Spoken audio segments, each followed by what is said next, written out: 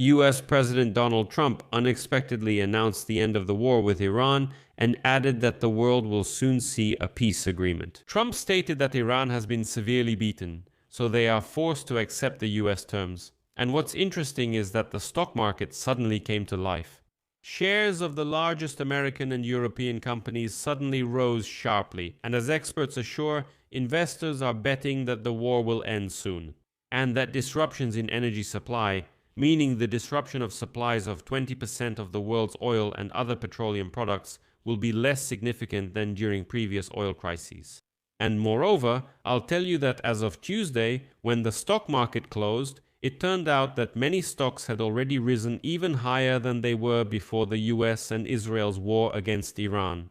In this episode, we'll analyze which specific signs indicate the imminent end of the war in the Middle East. My name is Alexi Pichi. Let's discuss this topic together. But before we start this episode, I ask you to subscribe to this channel, like the episode, and leave any comment you want. This is very important for promoting this episode on YouTube. And subscribe to my Telegram channel, Peachy News. The link to it is in the description of this video. So, the President of the United States of America, Donald Trump, announced the completion of the military operation against the regime of Iran. This was stated by Fox News journalist Maria Bartiromo, who interviewed Donald Trump at the White House the day before. According to her, the US president, when asked whether the war in Iran was over, replied that it really had already ended. Next, I will quote Maria Bartiromo. "I just spoke with the president. He talked about the economy, the war with Iran, and NATO. I will quote one of his remarks separately. I said to him, 'You always talk about this war as if it's already in the past. Is it already over?' He replied, 'It's over.'" I just called the president today. There was a wonderful interview, and he talked a lot about the economy, the war with Iran, and NATO.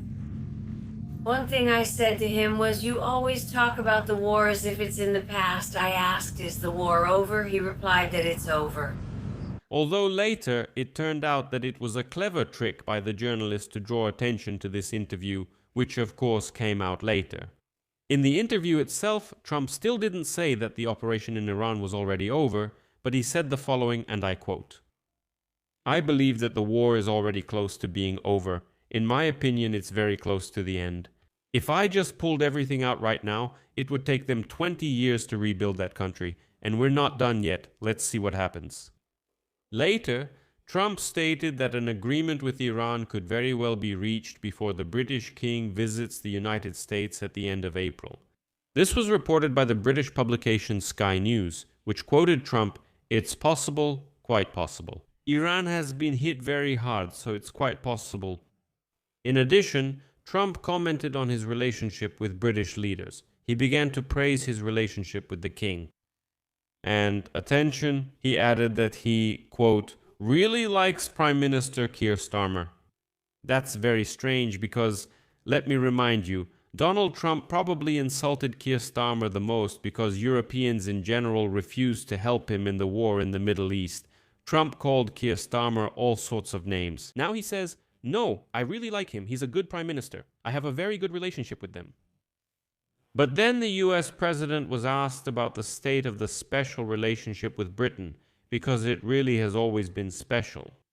And then Trump suddenly, changed his tune and said, "What relationship? What are you talking about?" I'll give you a quote. "How are our relations developing? These are the kind of relations where we ask them for help, and they weren't there. When we needed them, they weren't there. When we didn't need them, they also weren't there, and they're still not there." Nevertheless, on April 21, the ceasefire period between the US and Iran will end, and now Pakistani mediators are actively trying to reach an agreement. American officials have stated that a framework agreement to end the war is almost ready, and it will definitely be signed before April 21. After that, it will just be a matter of technically finalizing it into a full agreement to end the war as a whole. But you know, it seems that the stock market believes in the imminent end of the war more than anyone else.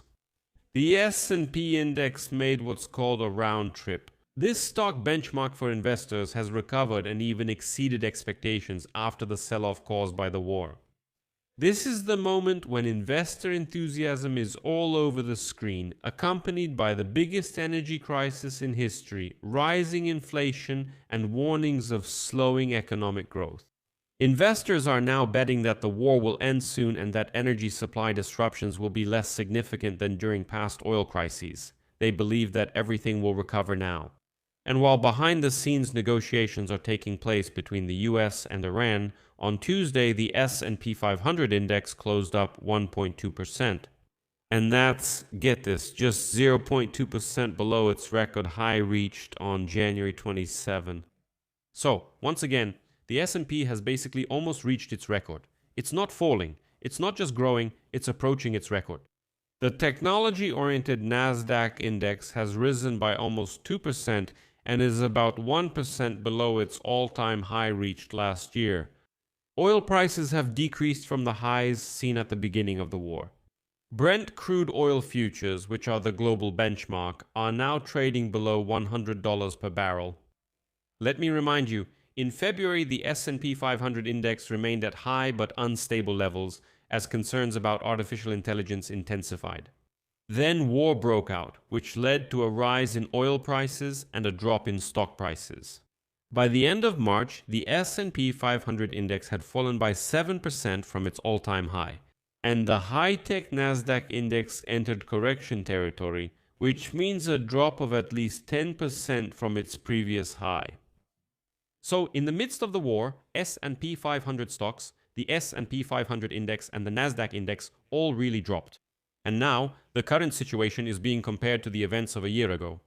Back then, after the large-scale April sell-off caused by tariffs imposed by Trump, this policy was later reversed by President Trump, which became better known as TACO. Afterwards, stocks rose again, and now people say the same thing is happening. As a result, already on Monday, April 13th, the stocks returned to the level they were at before the war, and now the stocks are trading even higher. The investment giant BlackRock put it very simply and briefly, quote, "If at the beginning of the war we recommended a cautious approach to investments, now opportunities for buying have appeared. The geopolitical shock did not undermine the development momentum."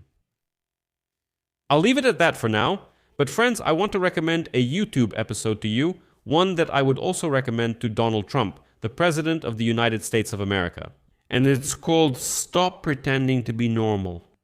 This episode is by my favorite psychologist. I've been recommending this YouTube channel to you for a long time. The link will be in the description. Go check it out. There's a great analysis there of how all of us are constantly trying to fit in with those around us. We try to suppress some of our personality traits and other parts of ourselves, and in doing so, we kind of suffocate ourselves a little bit. That's why I recommend watching this episode. I'll leave the link in the description and in the pinned comment under this episode. And friends, be sure to check it out, watch, and subscribe. That's all for now. Take care of yourselves. Goodbye, everyone.